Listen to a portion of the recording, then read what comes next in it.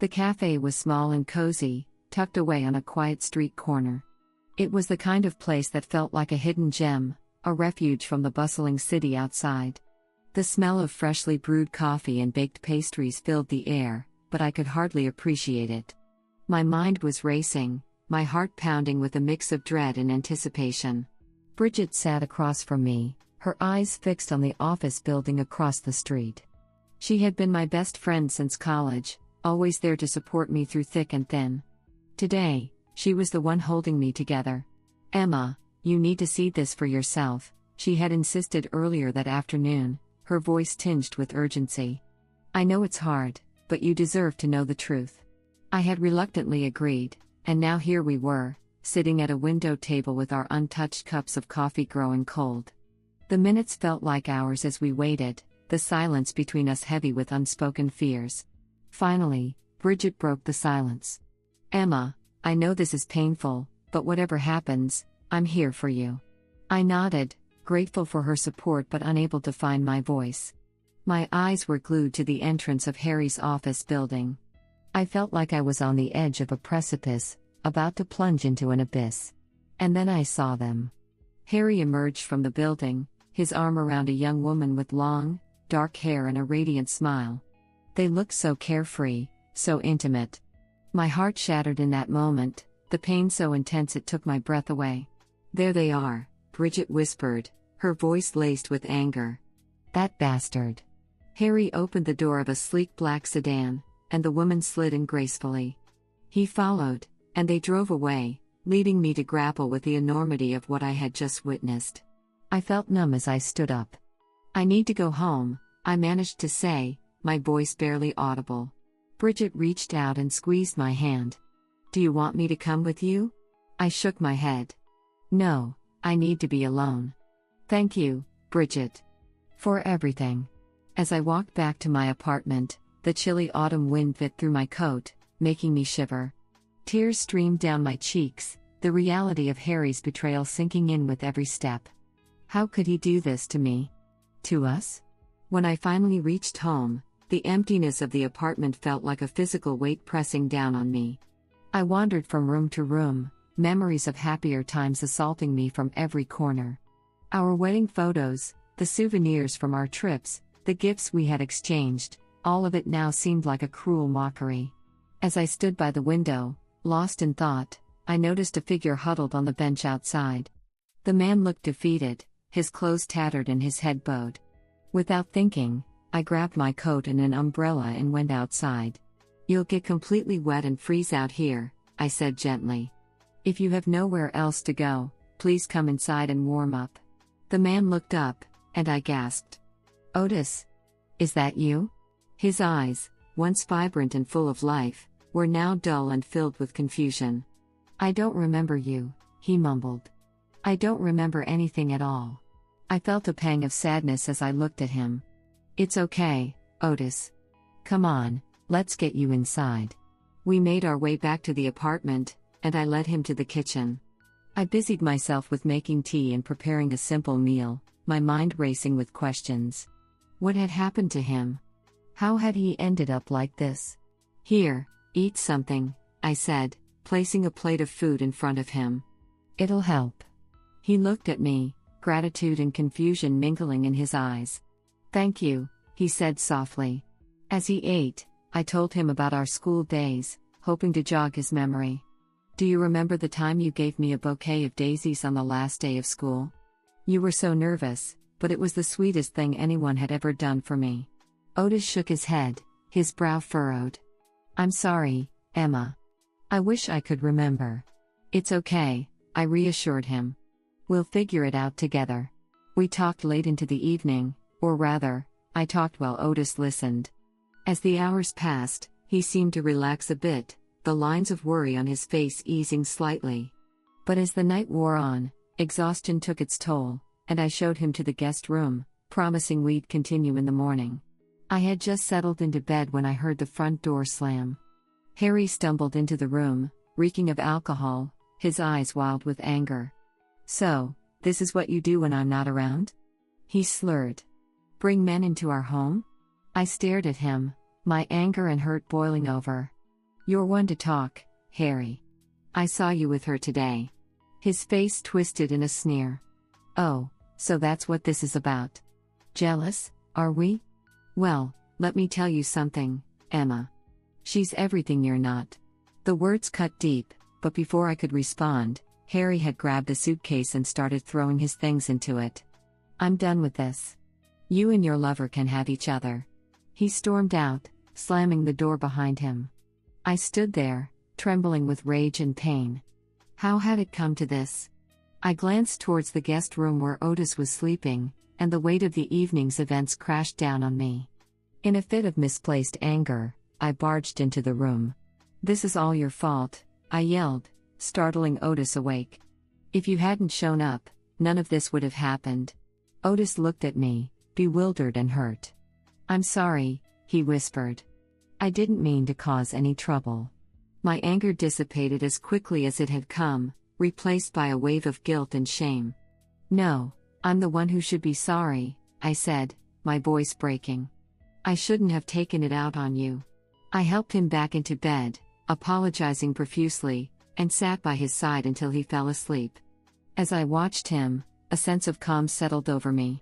Whatever had happened to Otis, he was here now, and he needed me. I wasn't sure what the future held, but I knew I couldn't abandon him. The next morning, the early light of dawn filtered through the curtains, casting a soft glow on the room. I had barely slept, my mind a tumultuous sea of emotions. Harry's cruel words echoed in my head, mingling with the image of him and that woman. And then there was Otis, lying feverish and lost in the guest room. I tiptoed into the kitchen, careful not to wake Otis, and started brewing a pot of coffee. The aroma filled the apartment, a small comfort in the chaos. As I poured myself a cup, I heard a weak voice from the hallway. Emma? Otis called out, his voice hoarse. I turned to see him leaning against the wall, looking frail but slightly more aware than the night before. Good morning, Otis. How are you feeling? I asked, trying to keep my tone light. He managed a faint smile. Better, I think. My head is still a bit fuzzy, but I remember more now. Thank you for helping me. Of course, I said, gesturing for him to sit. Would you like some coffee? Or maybe tea? Coffee sounds good, he replied, slowly making his way to the kitchen table. As I poured him a cup, I noticed the small, appreciative smile on his face. It was a reminder that despite everything, there were still moments of kindness and connection. We sat in silence for a few moments, sipping our coffee. I could see Otis struggling to piece together his fragmented memories, his brow furrowed in concentration. I remember bits and pieces, he began hesitantly. It's like looking through a foggy window. There are flashes of faces, places, but nothing clear. I reached across the table, placing a reassuring hand on his. It will come back, Otis. Give it time. He nodded, his eyes reflecting both hope and uncertainty. Thank you, Emma. I don't know what I would have done if you hadn't found me. Our conversation was interrupted by the sound of the front door opening. Harry's heavy footsteps echoed through the hallway, and my heart sank. I wasn't ready to face him, not after last night. Harry stumbled into the kitchen, his eyes bloodshot and his demeanor aggressive. So, you're still here, he sneered, glaring at Otis. Enjoying the hospitality, I see. Harry, please, I said, trying to keep my voice steady. Let's talk about this. He ignored me, his attention fixed on Otis. You think you can just waltz in here and take over? This is my house. Otis looked down, clearly uncomfortable. I don't want any trouble. I just needed help. Trouble? You've already caused enough trouble, Harry spat, his voice rising. Emma, this is ridiculous. Get rid of him. Harry, stop, I said firmly, stepping between him and Otis. He has nowhere else to go. He's sick and needs help. We used to be friends. Harry's face twisted in anger. Friends? Is that what you call it? You're pathetic, Emma. Always picking up strays. His words were like a slap to the face. I felt a surge of anger and hurt, but I refused to back down. If anyone here is pathetic, it's you, I retorted. You betrayed me, Harry. You broke our marriage vows. And now you have the audacity to come in here and act like the victim? Harry's expression faltered, and for a moment, I saw a flicker of guilt in his eyes. But it was quickly replaced by rage. Fine, he snarled, grabbing his suitcase from the hallway. I'm leaving. Enjoy your life with him. He stormed out, slamming the door behind him. The sound echoed through the apartment, leaving a painful silence in its wake. I stood there, trembling, the reality of the situation sinking in. Harry was gone. Our marriage was over. Otis looked up at me, his eyes filled with concern. Emma, I'm so sorry. This is all my fault. No, Otis, I said softly, sitting down next to him. It's not your fault. Harry made his choices long before you came into the picture. You did nothing wrong. He nodded, but I could see the guilt still lingering in his eyes. I just don't want to cause you any more pain. You're not, I assured him. We'll get through this. Together. Over the next few days, Otis's health continued to improve. I stayed by his side, helping him piece together his fragmented memories. He told me about the attack, how he had been driving a young couple who turned out to be bandits. They had beaten him, stolen everything, and left him for dead. It was a miracle he had survived it all. One evening, as we sat on the couch, Otis turned to me with a serious expression. Emma, I've been thinking. Maybe it's time for me to leave. I don't want to cause you any more trouble with Harry. Otis, you're not going anywhere, I said firmly. You need time to heal, and you have nowhere else to go. You're staying here, and that's final. He looked at me, a mix of gratitude and relief in his eyes. Thank you, Emma. I don't know what I'd do without you. We're friends, Otis. Friends help each other, I replied, smiling. As the days turned into weeks, a new routine emerged. I went to work, while Otis stayed home, gradually regaining his strength. In the evenings, we talked about our past, our dreams, and our fears. The bond between us grew stronger, a comforting presence amidst the turmoil of my life. One night, as we sat by the window, watching the rain fall softly outside, Otis turned to me. Emma, I remember something else. I used to run a business. A successful one, I think. But it's all gone now. I looked at him, seeing the pain in his eyes. You'll get it back, Otis. We'll find a way. He nodded, a determined look on his face. Yes, we will. As we sat there, I realized that despite the heartbreak and betrayal, I had found something precious. A true friend, someone who needed me as much as I needed him. And in that moment, I knew we would face whatever came next, together. Days turned into weeks, and as summer gave way to the crispness of autumn, Otis's health continued to improve. Our daily routine had become a source of comfort for both of us. In the mornings, I would head to work, leaving him with a list of tasks to keep him occupied. In the evenings, we'd sit together, often in comfortable silence, sometimes sharing stories from our pasts. One particularly chilly evening, I found Otis in the living room, poring over a stack of old photo albums. He looked up as I entered, a thoughtful expression on his face. Emma, you were quite the adventurer, he said, holding up a picture of me from a hiking trip years ago. Do you still go on these adventures? I smiled, feeling a pang of nostalgia. Not as much as I'd like to. Life got in the way, I suppose. But I do miss it. Otis nodded, his eyes distant. I think I used to love traveling too. I can't remember much, but there are flashes. Landscapes, cities. A sense of freedom.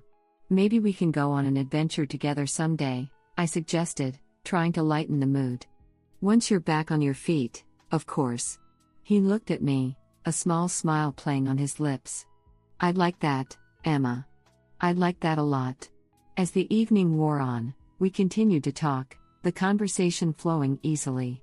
Otis seemed more at ease, the shadows of his past slowly dissipating. It was heartening to see him regain his strength and confidence. One weekend, I decided it was time to tackle the attic, a task I had been putting off for far too long. Otis volunteered to help, and together we climbed the rickety stairs, armed with dust cloths and determination. "Wow, it's like a time capsule up here," Otis remarked, looking around at the stacks of boxes and forgotten furniture. "Yeah, I've been meaning to sort through it all," I admitted. Most of this stuff belonged to my grandparents. They were world travelers, collected all sorts of things. As we worked, we unearthed an array of items: old maps, postcards from distant lands, trinkets, and souvenirs. Each discovery sparked a new conversation, and I found myself sharing stories I hadn't thought about in years. "Your grandparents sound amazing," Otis said, examining an intricately carved wooden figurine. "No wonder you have such a strong sense of adventure." "They were," I agreed, feeling a warmth spread through me. "They taught me so much about the world, about embracing life fully." We took a break, sitting amidst the clutter with cups of tea. Otis looked at me, a serious expression on his face. "Emma, there's something I need to tell you." I set my cup down, my heart suddenly racing. "What is it, Otis?" He took a deep breath, gathering his thoughts. "I remember more now. About the attack, about my life before it. I was a successful businessman, as I mentioned. But there's more. I was engaged once. Her name was Lydia." I felt a pang of jealousy but pushed it aside, focusing on his words. "What happened to her?" Otis's eyes clouded with pain. "We were supposed to get married, but she died in a car accident a week before the wedding." I was devastated.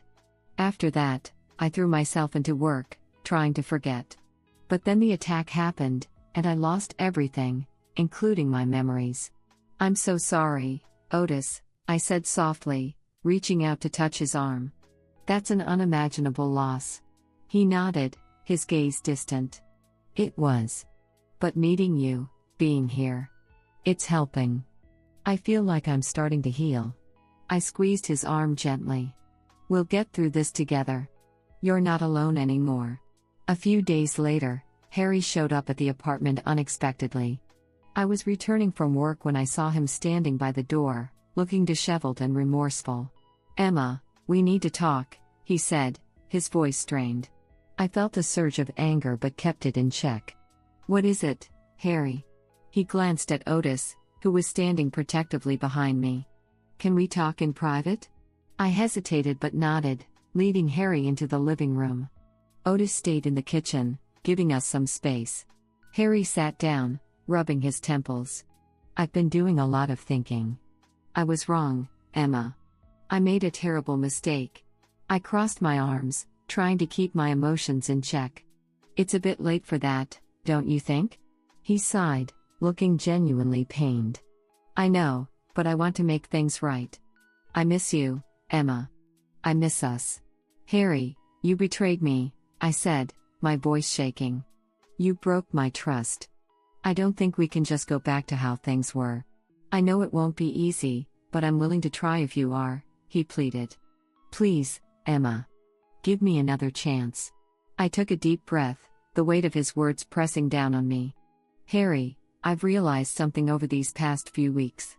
I don't think we ever truly loved each other. Not in the way that matters." He looked stunned, his eyes filling with tears. "What do you mean?"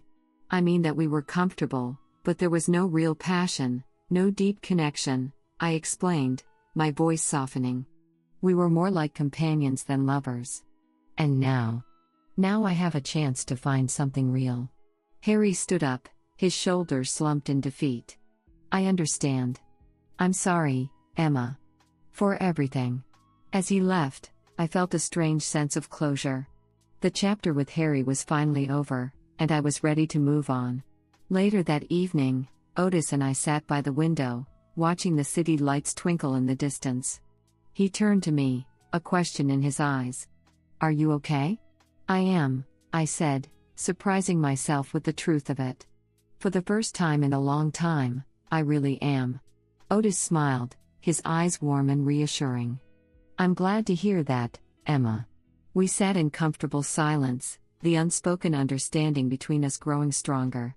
It was in those quiet moments that I realized how much Otis meant to me. He had become my confidant, my friend, and maybe something more. One night, as we sat together, Otis turned to me, his expression serious. "Emma, I need to tell you something." "What is it?" I asked, my heart skipping a beat. "I think I'm falling for you," he said, his voice barely above a whisper. "I know it's complicated, and I don't want to rush things, but I had to tell you how I feel." My heart swelled with emotion as I looked into his eyes. "Otis, I think I'm falling for you too." He reached out, taking my hand in his. "Whatever happens, we'll face it together. We'll build a new life, a better life." As the days passed, we grew closer, our bond deepening. The pain of the past began to fade, replaced by a new sense of hope and possibility.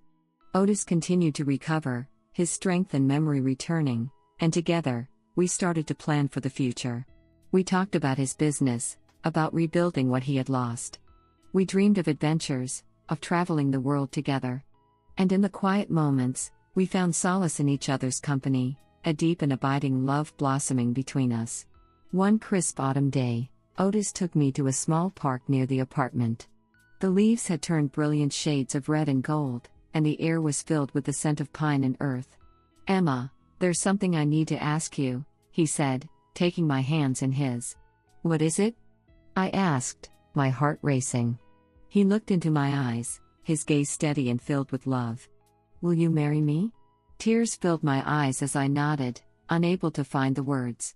"Yes, Otis. Yes, I will." He slipped a simple silver ring onto my finger, and we embraced, the world around us fading away. In that moment, I knew that we had found something rare and precious, a love that had been forged through trials and tribulations, a love that would stand the test of time. And as we walked hand in hand through the park, I felt a deep sense of peace and contentment. The bonds that had been broken were healing, and the future stretched out before us, filled with endless possibilities. If you like this story, please subscribe, like, click the bell, and leave a comment. Thank you in advance.